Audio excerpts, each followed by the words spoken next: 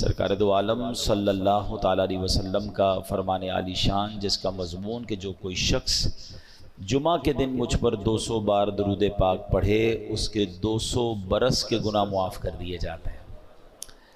تو ہمیں کثرت سے درود پاک پڑھنے چاہیے۔ آئیے مل کر محبت کے ساتھ درود پاک پڑھ لیں۔ صلو علی الحبیب صلی اللہ تعالی علی محمد صلی اللہ علیہ وسلم۔ آج ہم نے جو بیان کرنا ہے قرآن پاک کی کچھ ایسی آیتیں ہیں جس میں رب کریم نے مسلمانوں سے براہ راست بات کی ہے، اے ایمان والو کہہ کر۔ آج انہی میں سے ایک آیت انشاءاللہ ہم سنیں گے۔ پارہ نمبر 4 ہے، سورہ نساء، آیت نمبر 19 نمبر آیت ہے۔ اللہ قرآن مجید میں ارشاد فرماتا ہے، یا ایہا الذین آمنوا لا یحل لکم ان ترثوا النساء کرہا ولا تعضلوهن لتذهبوا ببعض ما آتيتموهن إلا أن يأتين بفاحشة مبينة وعاشروهن بالمعروف فَإِن كَرِهْتُمُوهُنَّ فَعَسَىٰ أَن تَكْرَهُوا شَيْئًا وَيَجْعَلَ اللَّهُ فِيهِ خَيْرًا كَثِيرًا۔ بڑی کمال کی آیت ہے، بلکہ یہ آیت یوں سمجھیے ہمارے فیملی کے نظام کو، میاں بیوی کے معاملات کو، زوجین کے حقوق کو اور وراثت کے معاملات کو بڑے کمال کے ساتھ بیان کرتی ہے۔ یعنی ایک ہی آیت میں پورے گھر کے نظام کو شاندار انداز میں ہمیں چلانے کا فارمولہ رب کریم نے عطا کیا۔ کیا کمال کی کتاب ہے قرآن پاک، کیسا کلام اللہ ہے جو ہمیں دنیا میں زندگی کیسے گزارنی ہے، فیملی لائف کیسے گزارنی ہے، کاروبار میں کیا احتیاطیں کرنی ہے، عوام میں کیسے رہنا ہے، اللہ کی رضا والے کام کیسے کرنے ہیں، جنت کی تیاری کیسے کرنی ہے، سب کچھ قرآن میں موجود ہے۔ پرابلم یہ ہے ہم قرآن پڑھتے نہیں، سمجھتے نہیں۔ اگر قرآن سے دوستی ہو جائے نا پھر پرابلمز نہیں رہیں گے، ٹھیک ہے نا۔ ہمیں گائیڈ لائنز آگے پیچھے سے مل رہی ہوتی ہیں، ہم قرآن سے نہیں دے رہے ہوتے۔ اچھا ایسا تو ہے نہیں کہ قرآن صرف عربی میں ہے، ہمارے علماء کرام نے ہمارے لیے اتنی آسانی کر دی، آسان اردو میں ترجمے کر دیے، آسان اردو میں تفسیریں لکھ دیں۔ اچھا پھر وہ تفسیریں بھی دعوت اسلامی والوں نے تو اور آسان کر دیا کہ اس کی ویب سائٹ پہ اس کو فری ڈاؤن لوڈ کے لیے رکھ دیا، اس کی اپلیکیشن بنا دی، خرچہ بھی نہیں ہوتا۔ اچھا جو پڑھ نہیں سکتے اس کے لیے آڈیو تفسیر بھی جاری کر دی کہ کم از کم سن لیں۔ اب پھر بھی ہم قرآن نہ پڑھیں یا قرآن نہ سنیں یا نہ سمجھیں، یہ کتنی بڑی محرومی۔ اب ذرا اس ایک آیت کو سمجھیے۔ اللہ قرآن میں فرماتا ہے، اے ایمان والو تمہارے لیے حلال نہیں کہ تم زبردستی عورتوں کے وارث بن جاؤ، اور عورتوں کو اس نیت سے روکو نہیں کہ جو مہر تم نے انہیں دیا تھا اس میں سے کچھ لے لو، سوائے اس صورت کے وہ کھلی بے حیائی کا ارتکاب کریں اور ان کے ساتھ اچھے طریقے سے گزر بسر کرو۔ پھر اگر وہ تمہیں ناپسند ہو تو ہو سکتا ہے کوئی چیز تمہیں ناپسند ہو اور اللہ اس میں بہت بھلائی رکھ دے۔ اب یہ ایسی کمال کی آیت ہے، اور زمانہ جاہلیت کا ایک بڑا عجیب و غریب دستور تھا، اس کو بھی یہاں اللہ نے ڈسکس فرمایا۔ اب اس کا شان نزول کیا ہے؟ اسلام سے پہلے اہل عرب کا یہ دستور تھا کہ لوگ مال کی طرح اپنے رشتہ داروں کی بیویوں کے بھی وارث بن جاتے تھے، معاذ اللہ۔ یعنی عورتیں بھی ایک طرح سے مال کی طرح ہوتی تھی، یعنی کسی کا انتقال ہوتا تھا، اس کا مال بٹتا تھا نا، تو اس کی بیوی کے بھی کوئی نہ کوئی وارث بن جاتا۔ چاہتے تو بغیر ہی مہر کے اپنی زوجیت میں رکھتے، یعنی اپنی بیوی بنا لیتے، یا کسی اور سے شادی کرواتے اور مہر خود لے لیتے کہ بھئی یہ تو میرا مال ہے نا، شادی تم کر لو، مہر مجھے دے دو، یا انہیں آگے شادی نہیں کرنے دیتے بلکہ اپنے ہی پاس رکھتے تھے تاکہ ان کو جو مال وراثت ملا ہے وہ ان لوگوں کو دے دیں، تب یہ ان کی جان چھوڑیں گے۔ یعنی پیسے وراثت میں عورت کو ملے گا، تم اب میری ہو گئی، اب تمہارے پیسے بھی میرے۔ اچھا، یا عورتوں کو اس لیے روک کر رکھتے تھے کہ یہ مر جائیں گی تو روکنے والے لوگ پھر ان کے مال کے وارث بن جائیں گے۔ الغرض وہ عورتیں ان کے ہاتھ میں بالکل مجبور ہوتی تھیں، اپنے اختیار سے کچھ نہ کر سکتی تھیں، اس رسم کو مٹانے کے لیے یہ آیت نازل فرمائی۔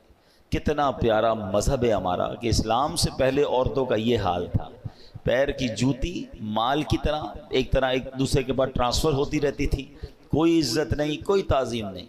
اس آیت مبارکہ میں اللہ پاک نے اہل ایمان کو، بات کس سے کی اللہ نے؟ اے ایمان والو، اہل ایمان کو عورتوں سے متعلق متعدد بہت سارے آرڈرز عطا فرمائے، احکام عطا فرمائے۔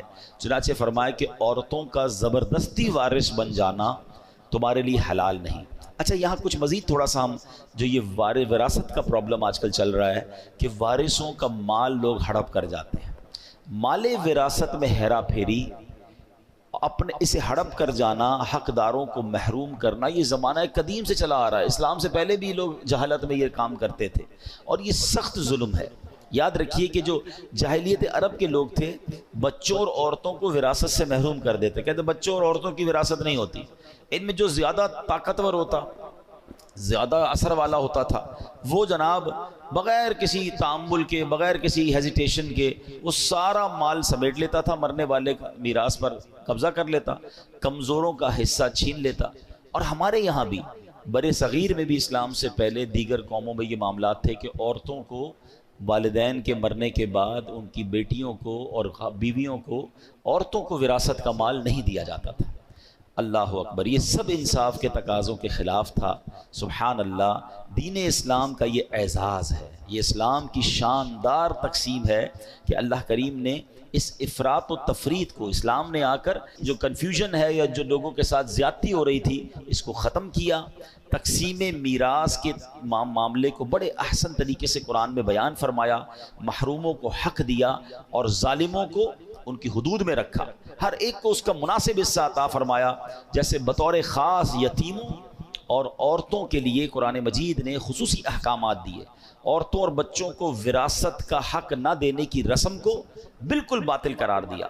قرآن مجید نے مرد و عورت میں سے ہر ایک کو اس کے والدین سے دیگر رشتہ داروں کے مال وراثت میں حصہ اس کا قرار دیا گیا، یعنی مردوں کو بھی حصہ ملے گا، عورتوں کو بھی ملے گا، اور خاص طور پر بچوں کے مال کی حفاظت کرنے کا، خاص طور پر جو یتیم بچے ہیں ان کے لیے ایکسٹرا آرڈر دیے کہ ان کے مال کی حفاظت کی جائے، بوقت ضرورت انہیں ان کا مال دینے اور پھر ان کے مال میں خیانت سے بچنے کا تاکیدی حکم قرآن مجید میں بیان فرما دیا۔ اور ان کا مال کھانے والے کے بارے میں کیا فرمایا؟ اپنے پیٹ کو آگ سے بھرنے والا قرار دیا گیا، جہنم میں جانے کا سبب قرار دیا۔ مال یتیم کو کھانا یہ بہت زیادہ برا کام ہے، اور یتیموں کی کفالت کے فضائل پتہ ہے کیا بیان ہوئے؟ نبی پاک فرماتے ہیں، حدیث کا مضمون ہے کہ قیامت کے دن یتیم کی کفالت کرنے والا اور میں، نبی پاک فرماتے دونوں اس طرح ساتھ ہوں گے، یعنی جنت میں اس طرح نبی پاک فرماتے جس طرح دو انگلیاں ساتھ ہیں نا، یتیم کی کفالت کرنے والے کو میں ایسے جنت میں ساتھ لے جاؤں گا۔ اچھا، فرماتے ہیں اس سب سے اچھا دسترخوان، احادیث میں مضمون ہے، وہ دسترخوان ہے جس دسترخوان پہ کوئی یتیم بھی ہو، وہ گھر سب سے اچھا ہے جس گھر میں کسی یتیم کی کفالت کی جاتی ہے، یعنی یتیم کی کفالت کرنے پر بہت زور دیا گیا۔ مگر آج بھی وہ زمانہ جاہلیت تھا کہ جب اسلام سے پہلے یہ کام ہوتا تھا، مگر آج بھی یہ خبریں ملتی ہیں کہ بیچارے یتیم ہوتے ہیں، والد کا انتقال ہو گیا، بچے چھوٹے ہیں، رشتہ داروں نے مل کر اس یتیم کا مال ہی ہڑپ کر لیا۔ بچوں کو تو پتہ ہی نہیں ہوتا کہ ہمارے ماں باپ نے کیا چھوڑا ہمارے لیے، ہڑپ کر لیا جاتا ہے۔ بہنوں کا حق نہیں دیا جاتا۔ اچھا، بھائیوں میں بھی یہ ہوتا ہے کہ جو زیادہ طاقتور ہوتا ہے، بڑا بھائی ہوتا ہے، چھوٹے بھائی باقی ہوتے ہیں، وہ تمام بھائی بہنوں کا حق دبا لیتا ہے، کوئی تقسیم نہیں ہوتی ہے، پتہ ہی نہیں ہوتا والد صاحب نے کیا چھوڑا، ماں نے کیا چھوڑا۔ اے میرے پیارے اسلامی بھائیوں، یاد رکھیے یہ وارثوں کا حق دبانا یہ حرام، یہ جہنم میں لے جانے والا کام ہے۔ اور ہم نے کئی ایسے واقعات دیکھے ہیں کہ والدین کے جانے کے بعد بھائیوں میں پھر لڑائیاں ہوتی ہیں، فیملی ٹوٹ پھوٹ کا شکار ہو جاتی ہے۔ یہ پیسہ کتنی خراب چیز ہے کہ زندگی بھر ساتھ رہنے والے بھائی خون کے پیاسے ہو جاتے ہیں۔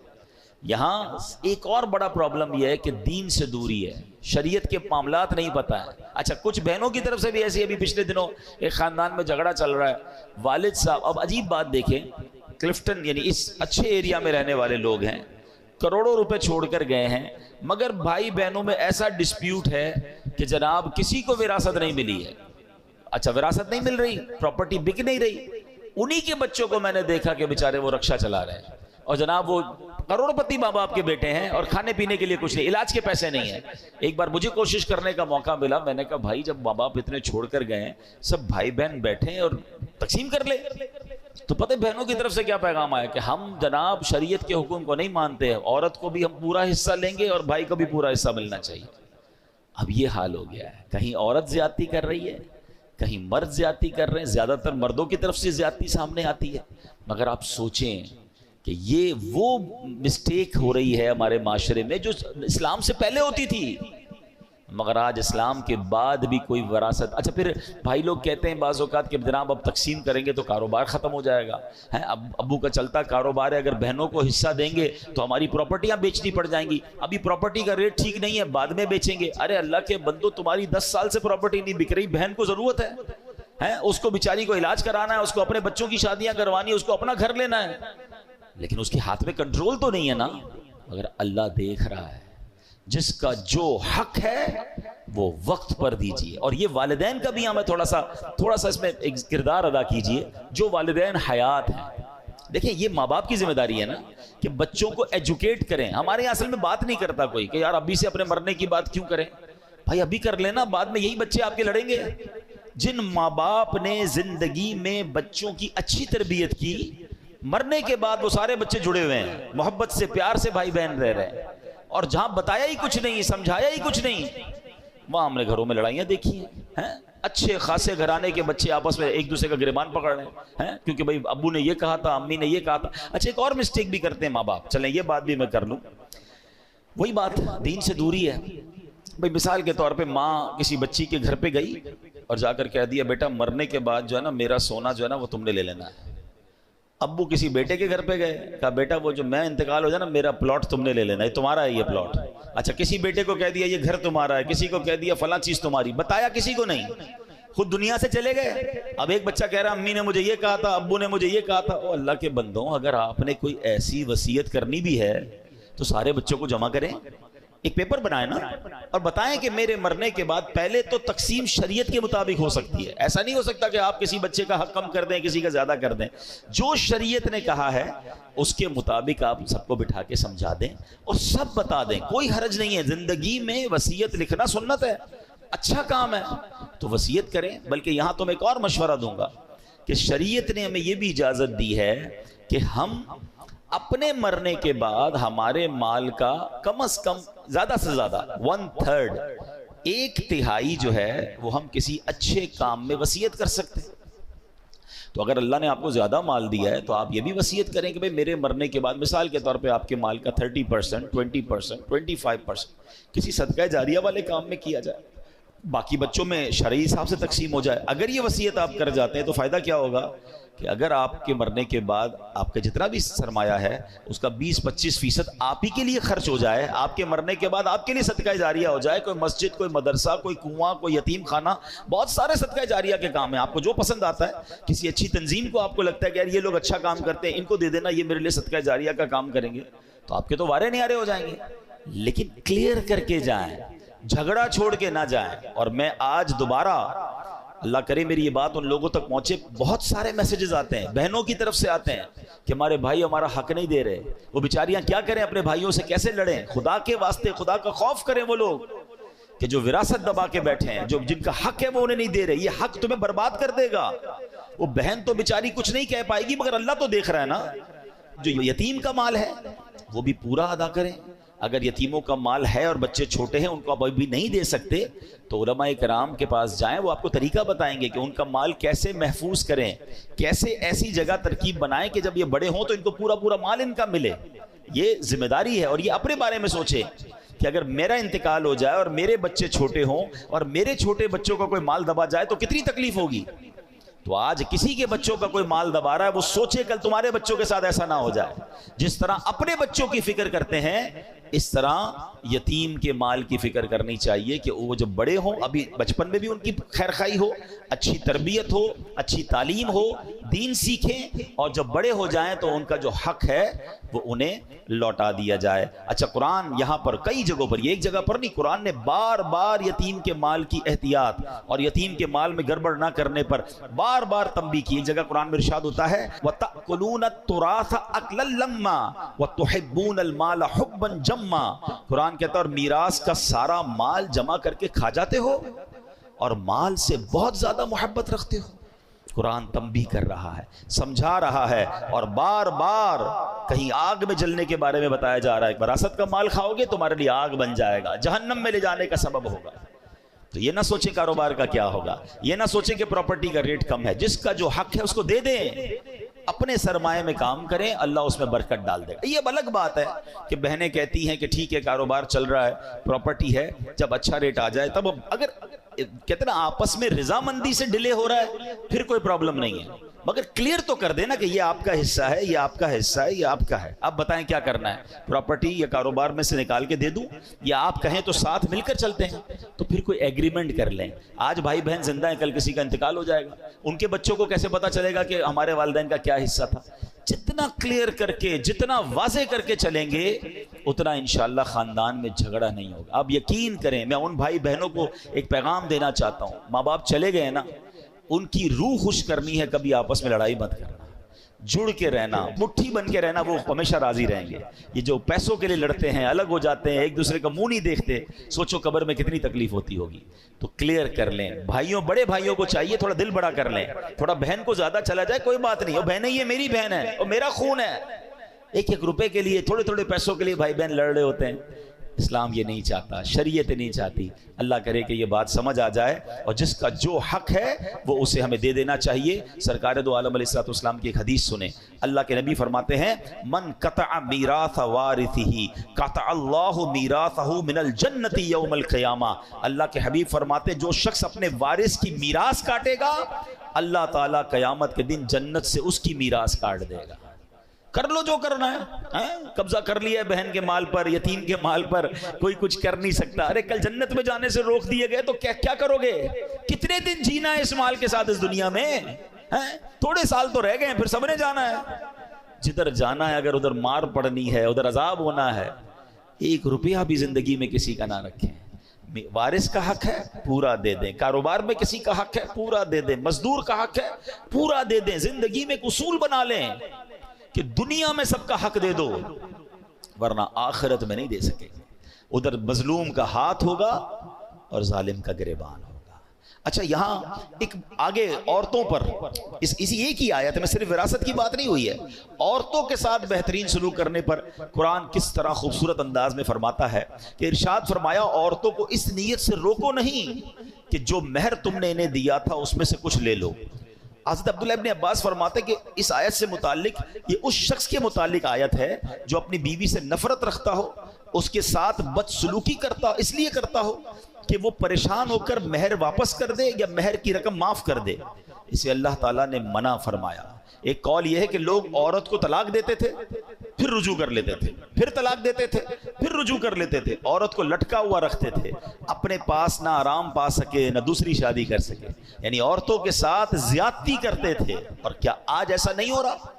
بعض جگہوں پر عورتوں کے ساتھ بڑی زیادتی ہو رہی ہے، عورت کے ساتھ اس طرح سلوک ہو رہا ہے جیسے عورت کو پیر کی جوتی بنایا۔ جناب یہ اسلام ہے، یہ وہ لوگ ذرا سوچیں جو کہتے ہیں کہ اسلام میں عورتوں پر بڑی سختیاں ہیں۔ آج کل اس طرح کے جلسے ہو رہے ہیں، اس طرح کے سیمینار ہو رہے ہیں، اور معاذ اللہ عورتوں کو یہ ذہن دیا جا رہا ہے کہ نہیں جناب اسلام میں رہو گے تو تمہاری جو آزادی ہے وہ ختم ہو جائے گی۔ بتائیے یہ قرآن کیا بیان کر رہا ہے کہ عورتوں کے ساتھ اچھے طریقے سے رہنا۔ نبی پاک کی کئی حدیثیں ہیں، تم میں بہترین وہ ہے جو اپنے گھر والوں کے ساتھ بہترین ہے، اور پھر کیا فرمایا؟ سن لو میں تم سب سے زیادہ اپنے گھر والوں کے ساتھ بہترین ہوں۔ اللہ کے نبی فرما رہے ہیں، یعنی اسلام جتنا عورتوں کی آزادی، عورتوں کے لیے سکون، عورتوں کے ساتھ اچھا سلوک، عورتوں کے ساتھ زیادتی نہ ہو، جو اسلام بیان کرتا ہے دنیا کا کوئی مذہب بیان نہیں کرتا۔ بلکہ چلیے جناب میں تھوڑا سا اسلام سے پہلے کی بات آپ کو بتاؤں۔ بہت سارے مسائل ہیں کہ انسان نے پہلے عقل کے ذریعے اس کو حل کرنے کی کوشش کی، دین کی طرف نہیں آیا۔ اب ذرا غور کیجئے، مسئلہ جو نسوانیت ہے، فیمنزم ہے، عورتوں کے حقوق کا مسئلہ، ذرا اس پہ بات کریں تو صدیوں سے انسان اس کا حل تلاش کر رہا ہے۔ ارسطو اور افلاطون جیسے فلسفر تھے، جو فلسفی تھے، انہوں نے بہت مغز ماریاں کی اور عورتوں کی معاشرے میں کیا اہمیت ہے اس پہ غور کیا۔ کسی نے عورت کو سانپ کہا، کسی نے اسے شیطان کہا، کبھی اس بیچاری کو ظلم و ستم کا نشانہ بنایا گیا، کبھی بیچاری کی عزت کو تار تار کیا گیا۔ آج دیکھ لیں ترقی یافتہ دور کی مثال دیکھیں، یہ عقل پرست دین بیزار غیر مسلم، انہوں نے عورت کو صرف ایک اشتہار بنا کے رکھ دیا ہے۔ یہ غور کیجئے نا، دنیا کے ہر اشتہار میں آپ کو عورت نظر آئے گی۔ یہ عورتوں کو بھی سمجھ نہیں آتی کہ ہم کیا یہ کھلونا ہے؟ مردوں کی آئٹم بیچنی ہے، مردوں کی چیز بیچنی ہے، اس میں بھی عورت کا اشتہار ہے۔ یعنی عورت کا کام یہ کر دیا گیا کہ اس کو ایک اشتہار بنا دیا گیا۔ یہ صرف دین اسلام ہے جو بتاتا ہے اگر عورت بیٹی ہو تو رحمت ہوتی ہے، بہن ہو تو عزت ہوتی ہے، ماں ہے تو اس کے قدموں تلے جنت ہوتی ہے، بیوی بن کر گھر میں آ جائے تو آدھا ایمان محفوظ ہو جاتا ہے۔ یعنی عورت کا ہر روپ اسلام نے بیان کیا کہ عورت کو جو عزت اسلام میں ہے، اللہ کرے کہ ہماری بہنوں کو یہ بات سمجھ آئے جو آج سمجھتی ہیں کہ اسلام میں سختیاں، قرآن نہیں پڑھتے نا، پہلے عورتوں کا کیا حال تھا، اور قرآن بار بار کہہ رہا ہے کہ عورت کے ساتھ آپ نے اچھا سلوک کرنا ہے۔ اچھا، اسی آیت میں ایک اور جز بڑا کمال کا بیان ہوا، وہاں یہ ارشاد ہوا کہ جناب عورت جو ہے اس کے ساتھ اچھے طریقے سے گزر بسر کرو۔ اب بعض اوقات کیا ہوتا ہے کہ ہمارے یہاں ایک تو اچھے طریقے سے گزر بسر نہیں کر رہے ہوتے، نہ کھانا پراپر دے رہے ہیں، نہ لباس دے رہے ہیں، بلکہ زیادتی کر رہے ہیں، اور جناب بعض اوقات تو شوہر فرعون بن کے گھوم رہا ہوتا ہے اور عورت کو کبھی مار رہا ہے۔ وہ کیسا مرد ہے جو عورت پر ہاتھ اٹھاتا ہے؟ یہ کون سی جوان مردی ہے کہ عورت پر ہاتھ اٹھایا جا رہا ہے؟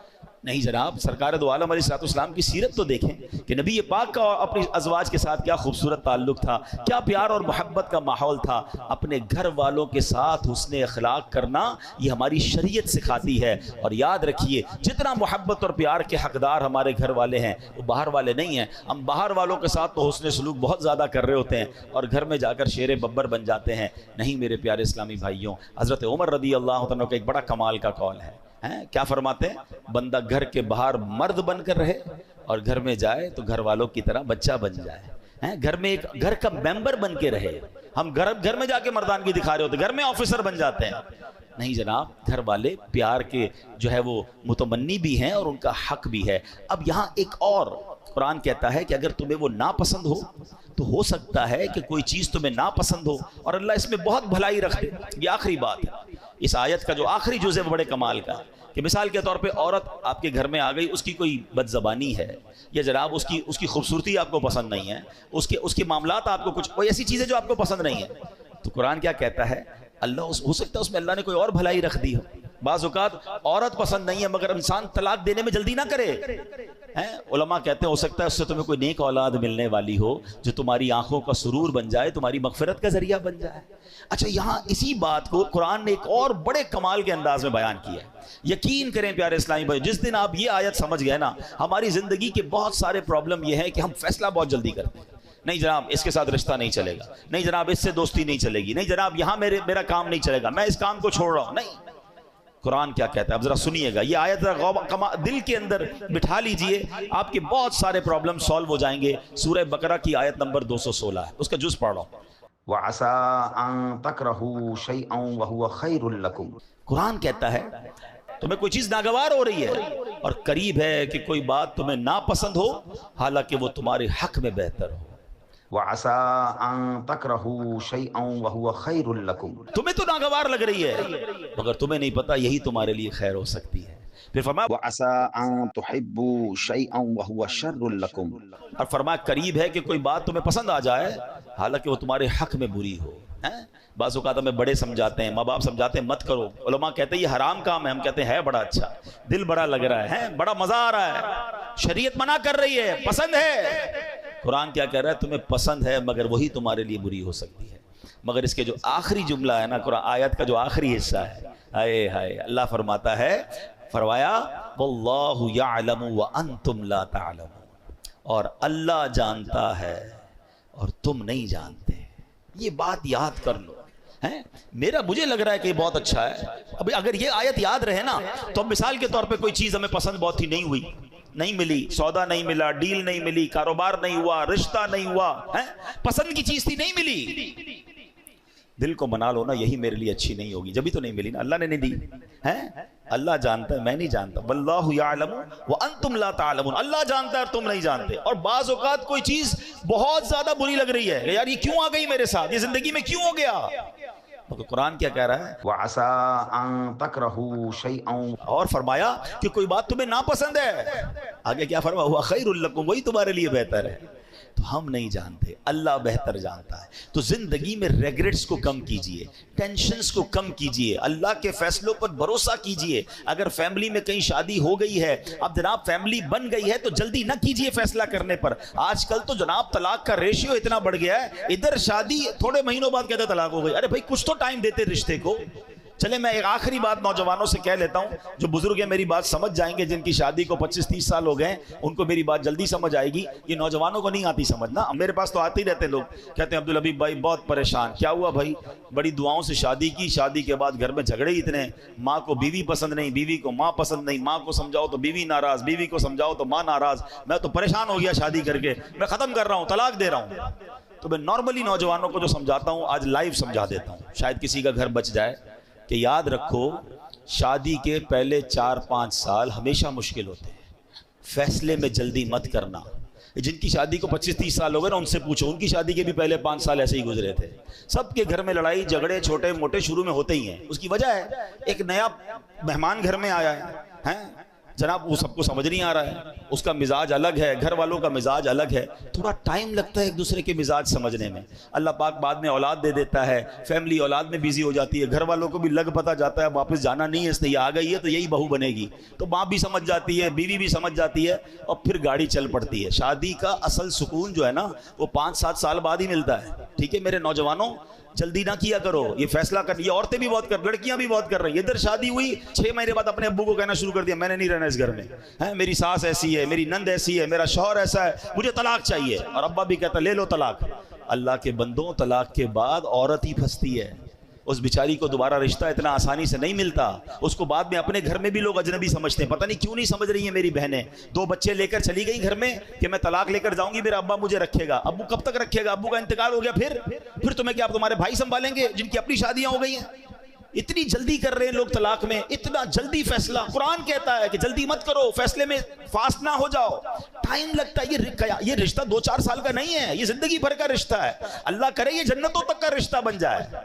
ہر وقت فیصلہ کرنا ہے کہ ابھی ختم کرو، ابھی فیصلہ کرو، ابھی طلاق دو۔